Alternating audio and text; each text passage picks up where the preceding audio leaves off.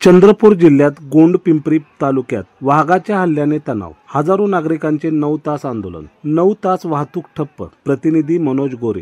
गोंडपिंपरी तालुक्यातील चेक पिंपरी परिसरात वाघाने धुमाकूळ घातल्याने परिसरात भीतीचे वातावरण निर्माण झाले आहे। आठवड्याभरात वाघाच्या हल्ल्यात 2 जणांचा मृत्यू झाला आहे। यामुळे परिसरात तणाव निर्माण झाला। या तणावानंतर परिसरातील नागरिकांनी आंदोलन केले। या आंदोलनामुळे आष्टी व कोठारीपर्यंत 25 ते 30 किलोमीटर अंतरावर वाहनांच्या रांगा लागल्या। अखेर वनसंरक्षक आणि पोलीस अधीक्षक यांच्या मध्यस्थीने सायंकाळी 5 वाजता आंदोलन थांबले। आंदोलन अशासाठी करण्यात आलेलं आहे का 4 दिवसापूर्वी गायांना पकडण्यात आलं होतं। आम्हाला आश्वासन दिले का कॅमेरे लावलेले आहे, 4 दिवसामध्ये 2 दिवसामध्ये आम्ही वाघ पकडू, पण त्या 2 दिवसामध्ये वाघ पकडण्यातच नाही आलेला आहे। आणि त्याच्या लगेच 2-3 दिवसामध्ये एका शेतकऱ्याची वाघाच्या हल्ल्यामध्ये बिडबाड मृत्यू झालेला आहे।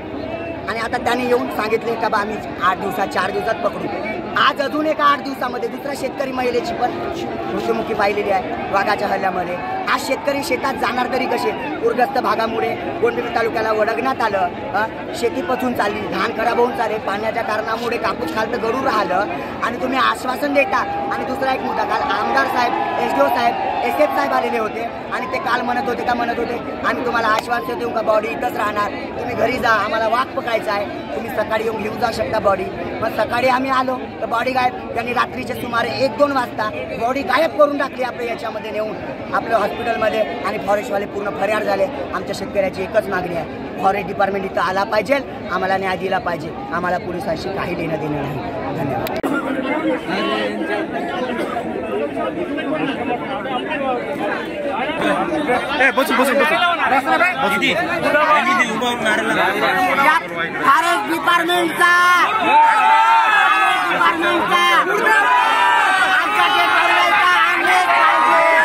गोंडपिंपरी तालुक्यातील गणेश पिंपरी तसेच चेक पिंपरी भागामध्ये वाघाचा हौदोस आहे।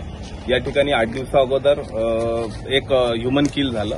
तसेच 8 दिवसाच्या नंतर आता परत अलका पेंदोर नामक महिलेला वाघाने चारा आणायला गेली असता हल्ला करून ठार केलं। त्याच्यामुळे या ठिकाणी नागरिकांमध्ये मोठ्या प्रमाणात रोष आहे।